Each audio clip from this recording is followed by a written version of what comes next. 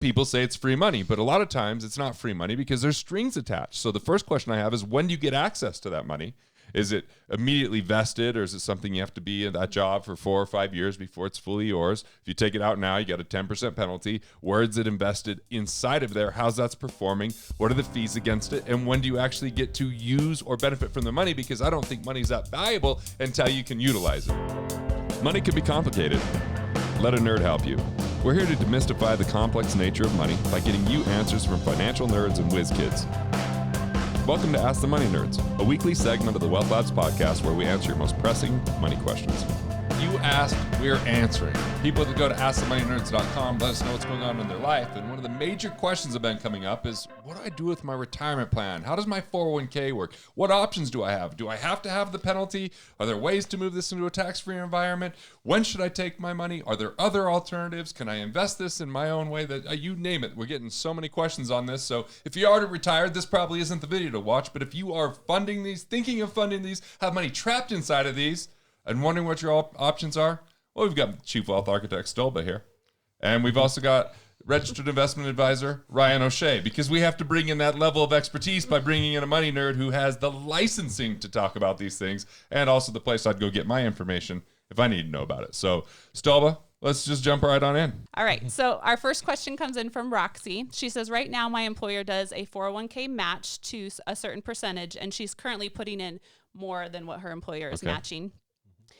She goes, I know that this is not the best retirement after reading your book, What Would the Rockefellers Do? So her question is, should I continue to take advantage of that employer match, but back down my contribution to the lowest amount needed? Or should I maximize my employer match? What's the best move for her? All right, I'll let you talk about the technical pieces. I'll give the initial piece to Roxy. And here. you know we're going to philosophically be in the same place. Anyway. So here's the thing. The first thing I want someone to consider is, do they have 6 months set aside for overall savings and liquidity? Because if you don't, you're one financial surprise away from having to go into double-digit interest rate, credit card debt. Plus, there's peace of mind by having that. Number two, I would want to know, is there any double-digit interest rates right now? Because just being able to pay off loans might be a better, more secure return, even though there's this myth that if you're getting a match, that's 100% return. So I'm going to have Ryan dispel that that's not 100% return. True. And number two, people say it's free money, but a lot of times it's not free money because there's strings attached. So the first question I have is, when do you get access to that money? Is it immediately vested, or is it something you have to be in that job for 4 or 5 years before it's fully yours? If you take it out now, you get a 10% penalty. Where is it invested inside of there? How's that performing? What are the fees against it? And when do you actually get to use or benefit from the money? Because I don't think money's that valuable until you can utilize it. So with those things in mind, how do you feel about her going up until the point she gets a match or more? So I would go back to what you said, Garrett, first. It's like, well, if you got fired tomorrow, do you have enough savings to actually cover some of your bills and have kind of all that built up? Because that should be your first step. Right. And we should acknowledge, Roxy, that she is investing money. She is. And I want to make sure that's clear. It's investing. It's not saving.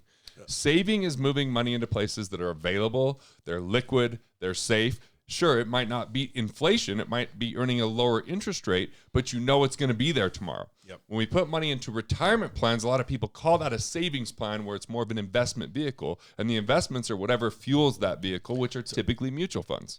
So one of the things that's my favorite that both you and I say is deliberately save or automatically save, deliberately invest. Right. Like, it's like, look, choosing where you invest your money, have you even gotten to the point where you should be? Right. So the questions that Roxy should really investigate is, number one, what are the overall fees associated with this? Correct. Right. So what are the funds that she's investing in compared to an index fund? Is there a lot more fee inside of that? What's the performance been? Any protection on the downside if the money goes down? Right? Mm-hmm. Are there other outside things that are creating drag, like high interest rate credit cards, or stress, like not having enough savings? Or is there a way she could even invest into herself to expand her skill set and increase her overall income? So these are some of the considerations. So number one, I'm glad she's investing. I think that, if you read my books and you start feeling bad for doing fairly good things, that's not my intention, Yep. And then the second thing is, okay, I love the question. It's, should I continue? Totally. So I always talk to clients. First of all, I'm like, look, good job. You're ahead of most people if you're spending less than you make. Right. Now we can go into that debate of, well, where should I put that money? Right. Should it be a savings account or invest or what? When I was 19 years old, I started a 401k. I was working at this place, Guardian, selling life insurance and mutual funds, and they matched 3%. So I put in 3%, took my 3% match, and I chose to stop doing it, number one. Number two, when I stopped working there in 2005, I cashed it out and actually took the 10% penalty. I just buying a home, so I put in a lawn. And then when everybody complained about their 401k not growing, I'm like, mine's growing all the damn time. I got to cut it all. So it's a bad joke, but that was kind of the thing. And for me, it was more, that was something I had no control over, that if taxes went up in the future, and I was planning on making more money in the future, and I thought the government was pretty deep in debt and there's going to be an issue in the future. So I'm like, I don't want to just wait in the future, because I found my grandma didn't want to pull her money out at 70.5 when you're forced to, otherwise you have a required minimum distribution penalty. Yep. And I'm like, well, if we put money into a plan that's easy to get in but hard to get out, then maybe reconsider. So I would say invest in yourself, build up your savings, and determine, are these mutual funds the best place you can invest your money? And if they're not, I don't really care what that match is, because it's incentivizing maybe not the highest and best use of your cash. Well, and maybe, and by maybe I mean yes, there are companies spending billions of dollars on advertising to make sure you automatically put your money into your 401ks, your IRAs. Just think of these large financial companies. Isn't it true that a lot of people have to opt out now instead of opting into their plans? Yes. You're automatically enrolled. Yeah. And then you have to opt out because it's just going to come out of your paycheck. Right, so that's something people need to pay attention to as they're graduating college and stepping into the working world. Like, is it something that is automatically being invested for them, or have they made the decision to actually do that? And one of the things I would do for people is, like, look at the past.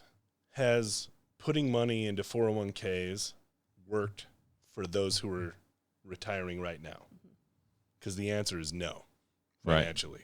Like, almost everyone is retiring, not retiring. They're either retiring with not enough money and figuring it out, or they're not retiring and working at the 7-Eleven to figure out that extra. That's a huge issue you're bringing up, is that we have this false sense of, hey, I'm doing the right things, but then you get there, and the U.S. Department of Labor said 95% of people are not economically independent when they're 65, meaning if they stop working, they don't have enough income to just sustain the same level of lifestyle. Yeah, to even cover the bills. Right. And it's like, and yeah, you got Social Security, but it's like, okay, are you going to move from somewhere that costs $4,000 a month to somewhere that costs $1,000? Right. And how's that going to work for you mentally? And the match isn't the worst thing. It's good. No. Right. When is it vested where it's now yours? How old are you, and how long before you can spend this money? What are the other fees and things that are a potential problem? Have you created economic independence? This is the big question. Yep. Are you investing to create cash flow? Because if you can invest and create cash flow, and that cash flow from assets can start to cover some or all of your expenses, you start to get this amazing advantage. Because most people, they're scrimping and saving, and like, okay, I'll take my own situation when I was funding my 401k, and I was newly married. My wife was so lucky because we were saving over 50% of our income because I was a miser. Boy, oh boy. Yeah. I know it's shocking to those that didn't know me then, but you knew me then, and I was a miser. I did know this guy at this point. Like, I was just, what could we do to save? She was like, you should buy new clothes. I'm like, nah. Like, I meant buy a suit for work, but I wasn't buying new. Like, it was all about, you weren't buying your saving. Lululemon. And I'm saving so much money, but I'm not getting economically independent. Yep. Because I'm putting money into something that isn't creating cash flow. So now that I'm economically independent, I don't have to worry about what percentage of my income I'm saving. I'm saving more. I have more cash flow coming in than I need to live on. That means 100% of the active income I earn. If I get paid to go speak, if I do a consulting gig, if I create intellectual property for, your company, then that's all money I can reinvest because it's not encumbered into my personal lifestyle. And I think that's a paradigm shift where we're looking at, is this a good or bad product? Well, it depends. Who are you? What are your options? If you're going to go through life and say, I'm too busy to address my finances, that match is probably a decent situation over just blowing the money and not having anything to show for it. But if you're really looking for, you want economic independence, you want to take responsibility for your finances, which it sounds like Roxy does, then I would really look at building that liquidity, investing in yourself, finding ways that you can invest in things that you know about, you have a little bit more control over, and go for cash flow. Yeah, I agree completely. And what people sometimes don't understand is like the drag on their match. Right. It's like, well, okay, I put 3% in, they match me 3%. It's like, well, do you know what the cost is on the mutual funds you have in there? Is there an investment advisor charging another 1% on top of the 1% you're probably already paying? What are the fees for the plan? And, oh, by the way, what about access to the money? Because to me, that's almost the most important thing. Well, I'm just curious, if there's all of these fees that you're talking about, how does someone go about determining if they're being charged 3% plus an additional 1% plus another additional 1%? You know, like it feels like you could read the contract and still be a bit confused about it. So if someone's starting out, how do they decipher? So this 100% will be a future episode that we do. But the easiest thing on mutual funds is go to Yahoo Finance or Bloomberg or something and put in your ticker symbol and just look for something called an expense ratio. And it's like, this is one of your fees, not all of them. There could but be 12B1 fees. So the second way to do it, because we won't answer the whole question here, but this is an eye-opening for people. You get a calculator and you put in the calculator how much you've contributed and what the actual net increase was on the statement, and you're going to see it's different than what they tell you your percentage was, because they're telling you the average percentage or they're telling you the gross percentage, not accounting for fees and volatility. And that's a simple way to do it. Yeah. Yeah. Okay, And that's good advice. so the way I describe this is the numbers don't lie. Yeah. So if you do what Garrett's talking about, you can work backwards, and maybe that's your fees, maybe it's not your fees, but it's all of them accumulated. Like the numbers don't lie. What's my rate of return? Yeah. All right, you got any more questions in here? Well, I'm just curious. I'm thinking from Roxy's perspective here. As she is transitioning, she knows that she is not necessarily wanting to invest more money in her 401k, or maybe she's deciding, I'm just going to not overfund it. But what does she do in the transition period? Does she just cut cold turkey and say, I'm no longer putting money in my 401k? Or is there some other advice you can give her as she's navigating what she wants to do in the future, and if she's going to cash out of her 401k? So for me, part of that depends on the person. Forced savings are actually a good thing for certain people. They really are. So if you're planning to transition to being an entrepreneur, which Garrett, you've obviously done at some point, and if that's like your end game, well, it's not the worst thing in the world to like get a match for a couple of years, but don't go above it, and then save your cash. And then after that, well, it's maybe you're going to put in a lawn at your new house. So here's the two here's the two move things. to Hawaii. That's what I did. I cashed mine out and moved to Oahu. So two things that I would recommend here. Yeah. Number one is, if you're at a small enough firm, go to your employer and say, you know what, I'm trying to build up 6 months of liquidity, or I want to pay off my student loans. If there's another place, would you match that if I stop contributing to the 401k? And for that employer, if they're willing to talk directly to the employee, get the same tax benefit. It's the same tax benefit, whether they pay them or whether they put it into the plan. So it's not, and I actually did a Forbes article back in the day on this firm that was creating this automated system that employers could match paying down student loans, which was really cool. So there's that consideration, just to look there. And then number two is, we're going to have Ryan pull out a computer in episodes and show how the match doesn't give 100% return. Yeah. See, it would have to match all the dollars in the plan all the time, every year, not just the new deposits. So imagine I have $100,000 in the account.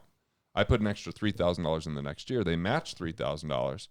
If I put that in a money market, okay, that's increases $6,000 in that account. The reality was that's only a 3% improvement to the $100,000 on what they matched, even though it doubled what I put in. It would be no different than getting 3% on that account, right? Okay. But everybody's looking at, Well, it's 100. That's free money. That's 100% return, and it gets into something for nothing. We don't think about it. We just automatically do it. And I like to do the analysis. And look, I'm not as much a numbers guy as most people think. I'm a conceptual guy. I think conceptually how it works, and then I validate or invalidate the concept based upon what the numbers tell me. Based on the math. Most right? people look at numbers without any accuracy because we can't project 30 years from now. Who the hell knows?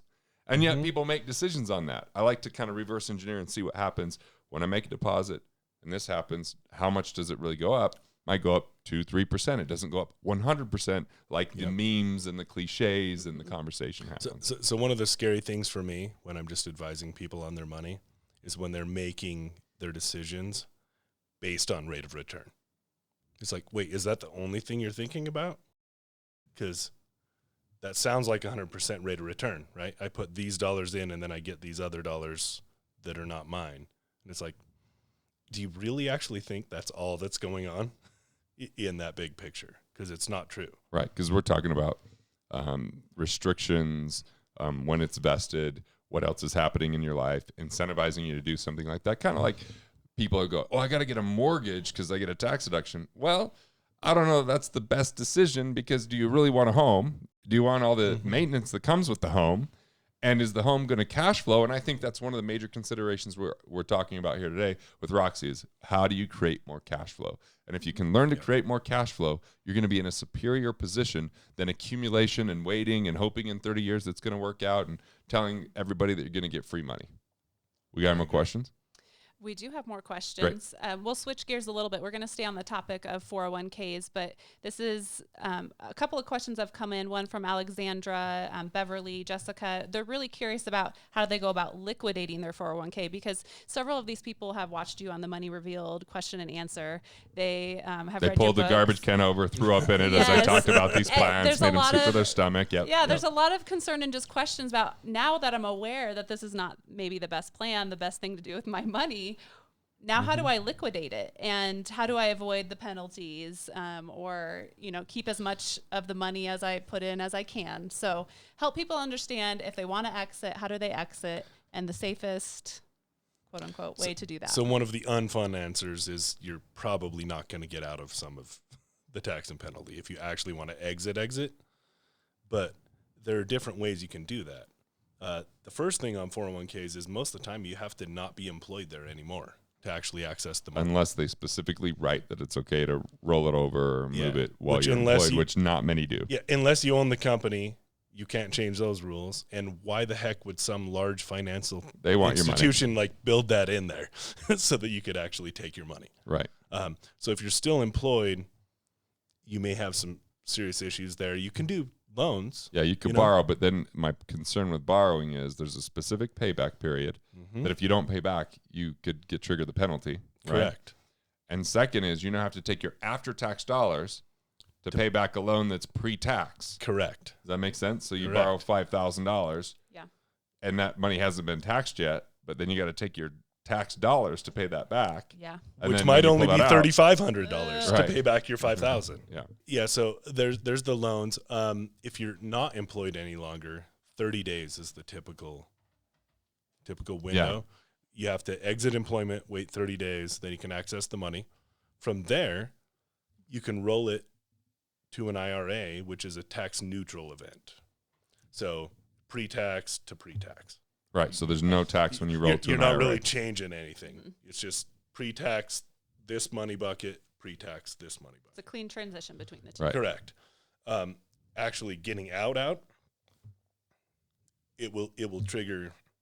Unless you're over Income. 59 and a half. Well, there's a Right. 10% penalty over 59 and a half, but regardless of whether you're 9 years old or 90 years old, it's You're going gonna to pay come out tax as on that. regular income. Right. Okay. Because you So- never paid tax on it going in. So I think we all intuitively know the government wants their money, right? They're going to get their slice of the pie. So you pay tax on the way out. Yeah. And so some people, before they're 59 and a half, they're interested in moving it to a Roth rather than a traditional IRA, but you pay tax on the year that you make that conversion. So it can become a more tax-friendly environment than just purely tax-deferred. It might have a tax-free nature to it but you pay tax to do that. And if you pay it from inside the plan, there's a penalty if you're before 59 and a half. So you could move it to a tax-free environment, but you'd have to write the check now. But the reason you might do that is you plan on making more money in the future. You have a year off. Yeah. We've talked about some of these myths, like that, or myths is maybe not the right word, but the fact that financial advisors talk about you making less money that would be terrible. Future, that's terrible news. I sure as hell hope I don't. Right. Make less Things money are more expensive in the future.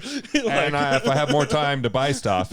Yeah. Just press that Amazon button. That's Right? the problem, Stolba. That's the problem. Yeah. It's like, do I really want to make half as much later in my life? And oh, by the way, right now we're at the lowest tax rate in my lifetime. Right. So if you're considering to pull the trigger and want to make more money in the future and all, it's like, well, maybe the time's right. Right. For you. And there, so you could do that Roth conversion. Mm-hmm. And I think some of the misnomers is people think, well, I make too much money for a Roth because there are, but to do a rollover, that's not the case. It doesn't really matter how much you it's make. a Roth conversion. And they don't charge you the 10%. You just have to pay the tax on what you've converted. Outside of the plan. And then there's something that's a little less used that's possible to avoid the 10% penalty, but not the tax. And that's the 72T distribution. Correct. Which allows you to take substantially equal payments for a minimum of 5 years or until you're 59 and a half. So longer for you than 5 years. Right. I'm so young. And no 10% penalty. But there's 3 different equations that the government gives you that you could take that money from, and you're kind of locked into it. The only thing I think of is, if you have a retirement plan that hasn't been taxed, if you could do something that creates tax offsets, like watching we have tax videos that talk about everything from how you reclassify income to how you maximize deductions, and if you could find ways that you're like, oh, I wasn't taking advantage of this and now I can, then you offset that so that while you're pulling it out, you're creating an additional deduction, but it's separate. It's a cohesive strategy that you're bringing together, not individualistically only within that IRA or that 401k. Yeah, where there's some offset, or maybe you're like me, where you had a salaried job, everything was W-2, and it's like, hey, I'm going to pull the trigger, become an entrepreneur, which means this year I'm going to earn. You're going to have less income. I'm going to earn nothing. Yeah. the first year. It's like, well, maybe that's the time. Right. Pull it out. Well, I remember I referred you a client once, and this client was 61 years old. They were still working, and they happened to have one of those provisions that they could get the money out of their 401k anytime, even though they were employed. So Ryan was like, let's get the match. Yep. Let's put the dollars in the next year. Let's just take all this money out because it's vested. So this isn't like dogmatic where we're just like, 401ks are always terrible. You're a horrible human being for funding them. What are you thinking? Although it may sound like that in my old days. But what we're saying is let's just look at the facts here. Let's look at what are your best options? How do we make sure that you know what's going on? So yes, you can roll over. Yes, you could do a Roth conversion. Yes, you could do a 72T distribution. What's the one thing I emailed you about that's like almost all the time people use in divorce when it comes to the 401ks, but I don't think it's exclusive to it. It's expensive though, right? It is, but also once you have like legal provisions, the courts rule the world that way. Right. So then they're like, hey, she gets this amount of money, he gets this amount of money. They separate it. And then on the back end of that, there are certain ways to start a business with a retirement account where they don't charge you certain penalties or charge you no tax. Down payment on a first-time home. I mean, down payment on a first-time home. Strings and restrictions. Yeah, and what people sometimes don't realize, so 72T would fit this. There's the RLBS plans that people do where they invest their retirement money to start a business. All these. What they don't usually understand is all the strings attached. It's like, that's good and all. So you just avoided taxes. And now you get to spend the next 20 years of your life tracking all of that. Reporting, following with the And you parameters. probably get a letter from the IRS where your accountant's going to have to respond, like you're going to end up with. That's with why I some of just that. took the 10% penalty. Still, but this is what I thought. I'm like, okay, imagine I'm willing to give you a loan today. Yes. And I'm only going to charge you interest once. And it's the first year, but the rest of the time I'm never charging you again. Yeah. And you need this money for 20 years, let's say. Would you rather pay me a percentage like 3% for the life of the loan or 10% up front and never pay again? 10% up front. Yeah. So I just look at the 10% penalty as One-time all hit. right, one-time hit. Yeah. That was what it cost to get access to my money. The reality is taxes are going to go up by more than that in the future, in my mind anyway. So I'll just take the hit. I took the hit. Didn't think twice about it. Like I said, I didn't invest it. I just put it into a yard. Yeah. Yeah. So the 10% penalty is kind of, to me, the thing that really matters. Because to me, on those buckets of cash, you don't get to choose if you pay tax. You get to choose when. Right. So it's like, well, okay. So you're just choosing when, but is it worth the 10% on top of the when? Yeah, and look, we've done some really creative things just to give people insight. Like someone does a charitable remainder trust where they take like a business or a piece of real estate and they donate it to a charity. They get a tax deduction for that. That's a partial tax deduction based upon the overall gift. They get to sell that tax-free. Goes to the charity after they die. So while they're alive, they get to take an income off of it. Now, if people haven't ever heard of that, it's probably blowing their mind. But ultimately, that tax deduction can be taken that year plus 5 additional years against up to half of their adjusted gross income. So that might create that offset to get some of the money out of the IRA. Yeah. So yeah. So anyone watching this, CRUT or a CRAT is kind of what you want to go look up to understand what Garrett was just talking about. CRA, yeah. Okay. All right, what else we got? So I just have one clarifying question. So Jessica specifically was wanting to take her money out of her 401k because she has a passion for real estate and single family homes. And so she wants to increase the amount of cash that she has to then invest in those rental properties. So earlier when you were saying people can, when they can use the money to like then start a business, would that apply to Jessica wanting to start a real estate business? It could. It's called an ROBS plan. It's usually not something I typically recommend, and I've helped people get out of that a whole bunch of times where they don't understand all the strings that are attached to it. Also, retirement plans can own real estate. They can, but mathematically, we don't recommend they do. Yeah. And the reason is when you have real estate, number one, you can a lot of times depreciate it for tax purpose. So you're getting deductions right now. Number two, it's a capital gain asset, which for most people is going to be lower than ordinary income tax. It's part of what people complain about. Too low of a tax rate for Warren Buffett, that kind of stuff, because almost all his stuff is capital gains. It's owning businesses and real estate. So if you put that in the retirement plan, you lose the depreciation for tax purposes. So that's no longer in existence. Correct. And when you decide to spend the money or sell the real estate, you don't pay tax the moment it sells, but as soon as you decide to spend the money, it's now ordinary income. So for most people, they've created a tax detriment that could be 50% of an issue, like 50% worse off than not owning it in that plan. So I would be really cautious and careful to own real estate inside of it. You can with certain restrictions. Yep. So you'd have to navigate that. And Amanda, I've actually done the math on this with people, and there are entire firms that build their whole thing on convincing you that buying real estate with a retirement account is a good idea. Like there's marketing out there about it, all that. When I do the math, you're usually better to just cash it out, pay the 10% penalty, pay the tax, and then go buy your real estate. Because guess what? Now you don't need a loan on the property that would have had no recourse. So when your IRA can borrow money and own real estate. You just can't personally guarantee it. So instead of a 6% interest rate, you have a 16% interest rate on your real estate inside of your IRA that then has all these tax issues around. You can't depreciate it. You can't even pay your water bill with your own money. It all needs to come from your retirement account. And and I'm an investment professional, and it worries me that I would screw something up as far as administrating all that. And if I'm worried about it, so you're going to have administration fees, potential legal fees, or ramifications that you abuse the plan, and all of a sudden you've triggered a penalty.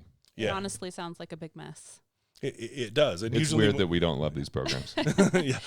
And usually when I've done the math, you're like, okay, you have $500,000. I know the 10% penalty. I know the tax, but you have $300,000 after all that. You're actually better off to actually go buy your real estate with the $300,000 instead of the $5,000, and then you get all these tax benefits, everything. And what's funny is there's a lot of false tax benefits out there. A false tax benefit is yeah, I paid less tax this year. And then people are like, I funded my retirement plan. I'm like, you deferred income. The reason you didn't pay taxes, that didn't show up as income for you that year for tax purposes. But the second you choose to use it or utilize it, which is really why money's valuable. It's hard to make. If we don't utilize it, what good did it do? You have to pay tax at that moment. So any other questions you got in here? You know, we have more on 401ks, but we're going to do another segment, and it's going to be for people who are nearing retirement. And so I feel like that's a different situation right now. These are people who are younger than 50 years old with questions about their plans. So we'll pick up another segment for the other questions that I have. Excellent. So you heard it.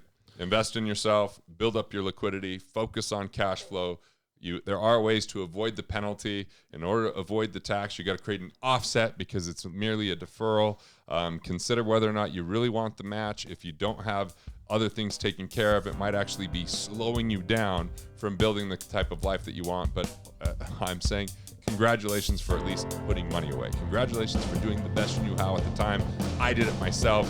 Once I figured it out, life got a lot better. I cashed that thing out, and I started to create cash flow rather than just accumulate.